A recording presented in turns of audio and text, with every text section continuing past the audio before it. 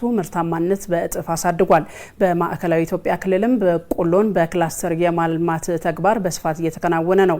ይህንን የመሰለው የግብርና ስራም አርሶ አደሩን ምርታማ በማድረግ የበለጠ እንዲነሳሳ ማድረግ መቻሉንም የክልሉ ግብርና ቢሮ አመላክቷል። ሊስማው አደራው በዝርዝር ተመልክቶታል። አክመል ሁሴንና ነስረዲን ሱልጣን ማሳቸው የተትረፈረፈ ምርት እንዲሰጥ በኩታ ገጠም ማረስ ከመረጡ ብርቱዎች መካከል ናቸው። አርሶ አደሮቹ በማዕከላዊ ኢትዮጵያ ክልል ቀቤና ልዩ ወረዳ የበቆሎ ክላስተር ማሳ ውስጥ አሻራቸውን አኑረዋል። እናም የነገ ምርታማነት ተስፋቸው በክላስተር በዘሩት የበቆሎ ሰብል ላይ መሆኑን አጫወቱን። 3 ሄክታር ዘርቻለሁ። ዘንድሮ ደግሞ ከሌላ ዘመን ለየት ይላል፣ ያምራል። በጣም የመጨረሻውን ያብጅልን እንጂ ዘንድሮ በጣም ደስ ይላል። እና የዝናቡ አፈራርቆ መዝነቡ መጣሉ ለበቆሎ ተመቸው። ግብርና ባለሙያዎች ይመጣሉ። ያን የመጀመሪያ ሰዓት ግን አስቸገርናቸው። ከዛ በኋላ እያላመዱን እየጠየቀ ነው ማለት ፍላጎቱ ማለት ነው እየሰፋ መጣ ማለት ነው። እንደ ሀገር የሜካናይዜሽን አስተራረስ እንዲዘምንና የኩታ ገጠም ግብርና እንዲጎመራ በመንግስት ትልቅ ትኩረት ተሰጥቶታል። ይህ የቁርጠኝነት ተግባር ደግሞ ሰፊውን የሀገሬው ማሳ ከዓመት ወደ ዓመት በምርታማነት እያሰፋ መጥቶ ተስፋ ከሚሰጥ ወደሚጨበጥ ደረጃ ላይ አሳድጎታል። በዚህ 3 ዓመት ውስጥ ነው በስፋት ወደዚህ ሜካናይዜሽን ውስጥ የተገባው። የዛሬ 4-5 ዓመት በቆሎ በልግ ላይ ሲለማ የነበረው ከ1000 ሄክታር አይበልጥም ነበር። ከ1000 እስከ 2000 ሄክታር ነበር። ዛሬ ከ3-4 ዓመት በኋላ ወደ 16424 ሄክታር ነው ዘንድሮ በልግ ላይ ያመረት ነው። ከዚህ አንጻር አጠቃላይ በአጭር ጊዜ ውስጥ ነው ወደዚህ ስራ የገባ ነው።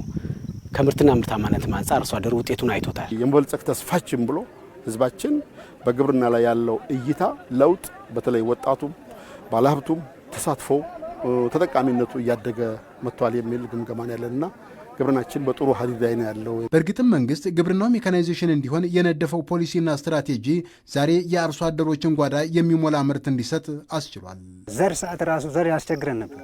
ዛሬ ግን አልፈን ለገበያ ማለት ነው እስከ 50 ኩንታል 100 ኩንታል ማቅረብ እንችላለን። እንደዛም ደግሞ ከኛ አልፎ ለገበያ ለሀገር ራሱ ጠቅመናል የሚለው ተስፋለን። ቤታችን ውስጥ ደግሞ የተመጣጠነ ምግብ ልጆቻችን ራሳችንም ብዙ ለውጥ አለ። በግብርና በምናገኘው ገቢ ልጆችንም አስተምረናል እና ጥሩ ደረጃ ነን። ድሮ በጣም ምግብ አልቻልንም ነበረ። አሁን ቤተሰብ ምግብ ተርፎን ለልጆቻችንም ጤፍ እንወስዳለን። አሁን አዲስ አበባ ላለው ልጄ 2 ኩንታል ይልክለታለሁ። ለምን እኔ ጥሩ ስላገኘው እሱም ደግሞ ልጆቹ እዛ ስለሚያስተምር እንዳይከብደው ኑሮ በሚል ይረዳዋል። ግብርናው የሀገራዊ ምጣኔ ሀብት አምድ የመሆኑን ያክል ምርታማ እንዲሆን በማሰብ በእውቀትና ቁርጠኝነት እየተከወነ ነው። እናም የዚህ ስራ ውጤት ተስፋን የሰጠ ሆኗል።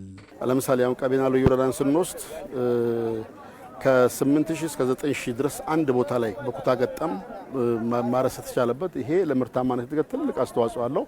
የዚህ ሚኒመሙ ዝቅተኛው 60 ኩንታል ከፍተኛው ወደ 91 ኩንታል ነው።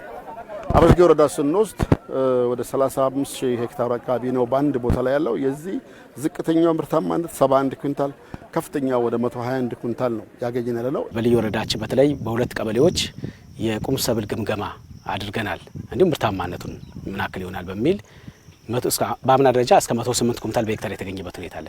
ዘንድሮ 110 ኩንታል በሄክታር ይገኛል የሚል የምርት መረጃ ወስደናልና አርሶ አደሩ ከሌላ ሰብል በተለየ መልኩ በቆሎ ላይ በስፋት አቴንሽኑንና ፍላጎቱ ወደዛ ያዞረበት ሁኔታ አለ። ትላንት የነበረው ግብርና የሚሰጠው ምርት የአርሶ አደሩ ሕይወትን ከእጅ ወደ አፍ ያልተሻገረ አድርጎት ነበር። ዛሬ ያ ሁኔታ ተቀይሮ የመሬትን በረከት የተረዳና በዓመት 2 እና 3 ጊዜ የሚያመርት ማድረግ ተችሏል። በዚህ አይነት ደግሞ ቢያንስ ጥቅምት 15 20 አካባቢ ይደርሳል። ያኔ ደግሞ በወዲያው አንስተን ወዲያው ሽምብራ የምንዘራበት ሲስተም እንፈጥራለን። ጥሩ ነው። ያው ተስፋለን። መሬት ማለት ራሱ ወርቅ ነው፣ ማዕድን ነው። የያዘችውን ነገር ለቃ ነው የሰጠችን። በጣም ደስ ይላል። የሜካናይዜሽን እርሻ ምርታማነትን መጨመር ብቻ ሳይሆን የገበያ ትስስርንም በማሳደግ ረገድ ያመጣው ድል ትልቅ ሆኗል። እናም ይህንን መልካም ጅምር በትልቁ መዳረሻው ላይ ለማስቀመጥ እንዲሰራም አድርጓል። ገበያ ትስስሩም ትላልቅ ካምፓኒዎች፣ የተለያዩ ፋብሪካዎች በተለይ በቆሎ ለዱቄት ፋብሪካ ለተለያዩ ነገሮችን እዚሁ ማሳ ላይ ያያሉ። የገበያ ትስስር እዚሁ በኮምባይነር ነው የሚወቃው። ስለዚህ ገበያ ትስስሩም እዚሁ ማሳ ላይ በአግባቡ ተወቅቶ የገበያ ትስስሩ እዚሁ አየር ላይ የምናውልበት ሁኔታ ስላለ ፍላጎት ጨምሯል። ግብር ሉዓላዊነት በቤተሰብ ደረጃ በሀገር ደረጃ እናረግ ተብሎ ጀምረው ጉዞ እጅግ ስኬታማነት እጅግ ውጤት እየመጣበት ነው ያለው።